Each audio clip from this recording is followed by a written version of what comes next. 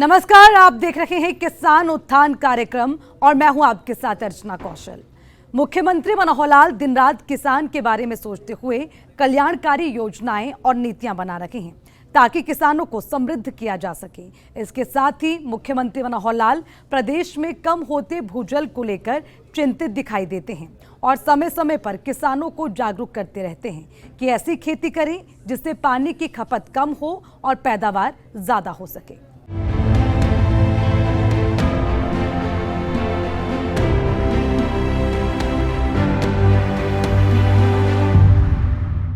हरियाणा के एक बड़े क्षेत्रफल में किसान धान की खेती करते हैं। इसमें काफी मात्रा में पानी की खपत होती है। पानी की खपत कम करने के लिए हरियाणा की मनोहर सरकार लगातार किसानों को जागरूक कर रही है। इसी कारण मनोहर सरकार धान की सीधी बुवाई को प्रोत्साहन दे रही है, जिसमें परंपरागत तरीकों से पानी बहुत कम लगता है और आज कई जिलों के किसान धान की सीधी बुवाई करने लगे हैं। हरियाणा जैसे कई राज्यों में पानी एक बड़ी समस्या है, क्योंकि यहाँ पर ज्यादातर किसान ट्यूबवेल के जरिए ही सिंचाई करते हैं। डीएसआर विधि से पानी की भी बचत की जा सकती है। तो चलिए जानते हैं आज किसान उत्थान में कि आखिर डीएसआर विधि है क्या। मुख्यमंत्री मनोहर लाल का किसान प्रेम तो आज किसी प्रदेशवासी से छुपा हुआ नहीं है। आज हर हरियाणवी जानता है कि मुख्यमंत्री मनोहर लाल लगातार किसानों के उत्थान के लिए काम कर रहे हैं और हरियाणा की गिनती उन प्रदेशों में होती है जहां पानी का गहरा संकट है।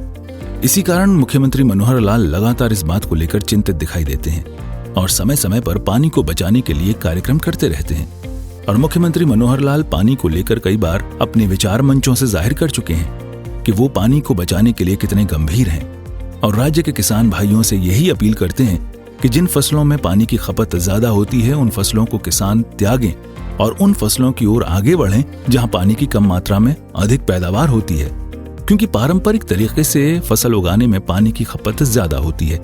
यही वजह है कि केंद्र और राज्य सरकारें लगातार कोशिश कर रही हैं कि किसान ऐसी तकनीक अपनाएं जिससे पानी का कम से कम इस्तेमाल हो। भूजल का लगातार गिरता स्तर भी सरकारों से लेकर किसानों के बीच चिंता का कारण बनता जा रहा है। इसके मद्देनजर हरियाणा की मनोहर सरकार अब चावल की सीधी बिजाई यानी डीएसआर की तकनीक को आगे बढ़ा रही है और किसानों से इसे अपनाने का आग्रह कर रही है या फिर धान की खेती को छोड़कर दूसरी खेती करने के बारे में कह रही है। उसमें चाहे क्योंकि सबसे ज्यादा फसल पानी को जो पीती है वो है धान। धान की सिंचाई, उसमें जो खुले में सिंचाई करते हैं उसका यानी एक अनुमान जो लगाया जाता है कि धान जो है 1 किलो चावल में 3000 लीटर पानी लगता है। ऐसा वैज्ञानिकों का मानना है, सबका सोचना विचारना, कई बार हम सुन चुके हैं। बल्कि हिसार के हमारे एक प्रोफेसर रमेश यादव, उनसे मैं एक बार मिला, खाना खा रहे थे, चावल आ गए, मैंने कहा चावल भी ले लेते हैं। उन्होंने चावल नहीं खाए। मैंने पूछा कि आप चावल खाते नहीं हैं? कि नहीं, मैं नहीं खाता हूँ। क्यों नहीं खाते हैं, कारण क्या है? कई बार स्वास्थ्य के कारण से, कई बार कोई मना करता है। कहला मैं इसलिए नहीं खाता हूँ कि 1 किलो चावल ये अगर खाया जाए तो 3000 लीटर पानी बर्बाद हो जाता है। अब एक व्यक्ति की सोच है, उस नाते से विचार आया कि धान की हमें भी उपज कम करनी चाहिए। एक समय था जब हम ग्रीन रेवोल्यूशन के नाते से क्वांटिटी बहुत चाहिए थी हमको, चाहे धान है, चाहे गेहूं, चाहे बाकी चीजें हैं।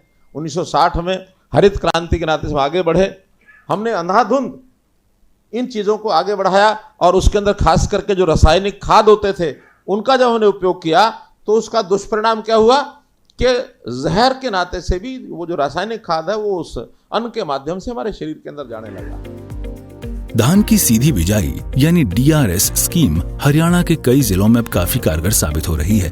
हरियाणा सरकार की ओर से भूजल के दोहन को रोकने और सिंचाई जल को व्यर्थ होने से बचाने के लिए धान की सीधी बिजाई यानी डीआरएस स्कीम शुरू की गई थी। इस स्कीम के तहत धान की परंपरागत खेती छोड़ सीधी बिजाई करने पर किसानों को 4000 रुपए प्रति एकड़ सरकार की ओर से सब्सिडी भी दी जा रही है। इसी स्कीम के तहत सिरसा में इस साल 25,000 एकड़ भूमि पर धान की सीधी बिजाई का लक्ष्य रखा गया था, लेकिन मनोहर सरकार के सार्थक प्रयासों और जागरूक किसानों ने लक्ष्य के ऊपर 80,000 एकड़ पर धान की सीधी बिजाई की है।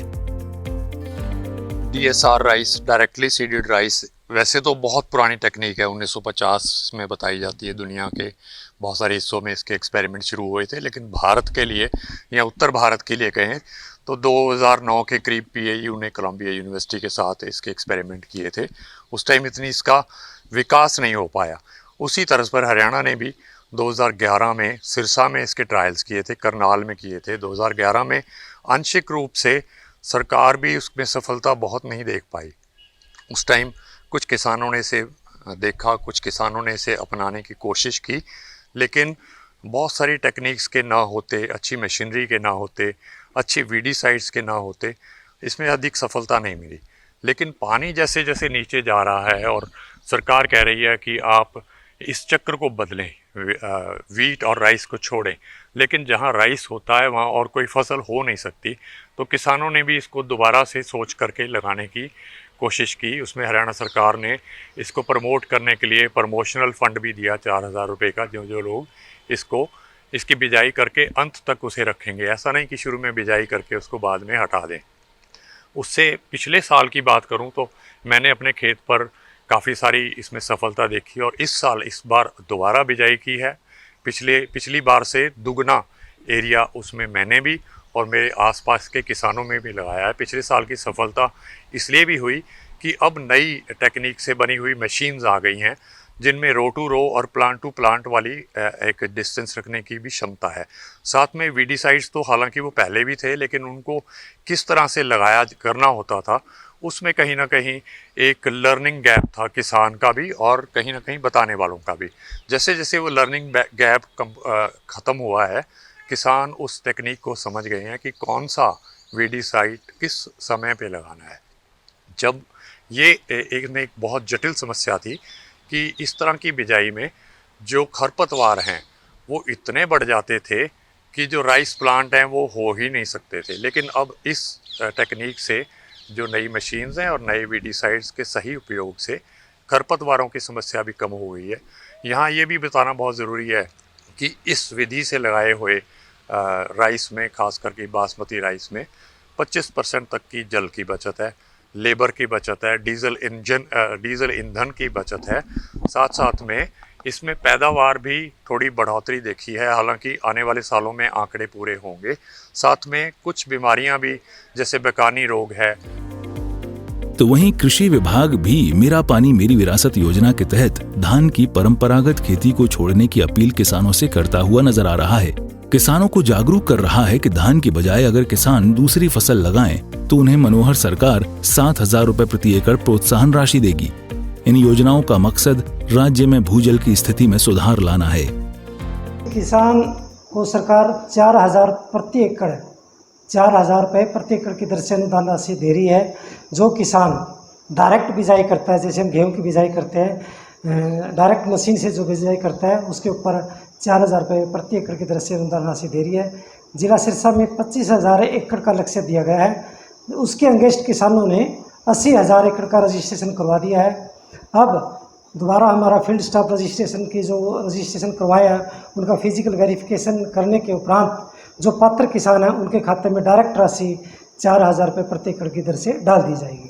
ये पिछले साल के कंपैरिजन में अब बार हमारा जो पैडी का एरिया कम होने की संभावना है, क्योंकि इसके पैरेलल में सरकार ने मेरा पानी मेरा विरासत, धान की जगह दूसरी वैकल्पिक फसलें हैं, जैसे कपास है, मूंग है, मक्का है, जो दूसरी फसलें वो उगाता है उसके ऊपर 7000 रुपये प्रति एकड़ की दर से अनुदान राशि देती है।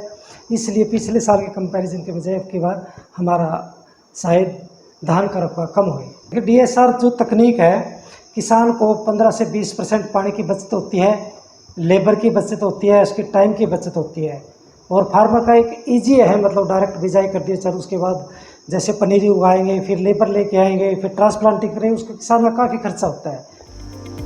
आज मुख्यमंत्री मनोहर लाल के तमाम प्रयासों के कारण प्रदेश के कई इलाकों में धान की खेती के लिए सूक्ष्म सिंचाई की तकनीकें अपनाई जा रही हैं, जिसमें पानी की ना के बराबर खपत होती है और फसलों का बेहतर विकास होता है। इनमें टपक सिंचाई और फव्वारा विधि भी शामिल है। इससे एक ओर जहां किसानों को फायदा होगा तो वहीं दूसरी ओर पानी की बर्बादी होने से बचेगी।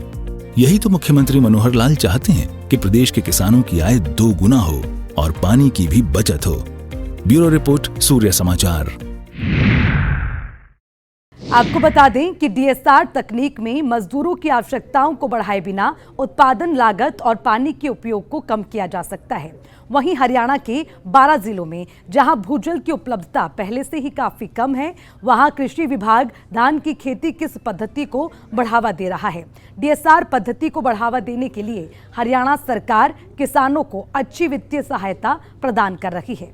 तो चलिए दीजिए इजाजत, फिर मुलाकात होगी। तब तक के लिए नमस्कार।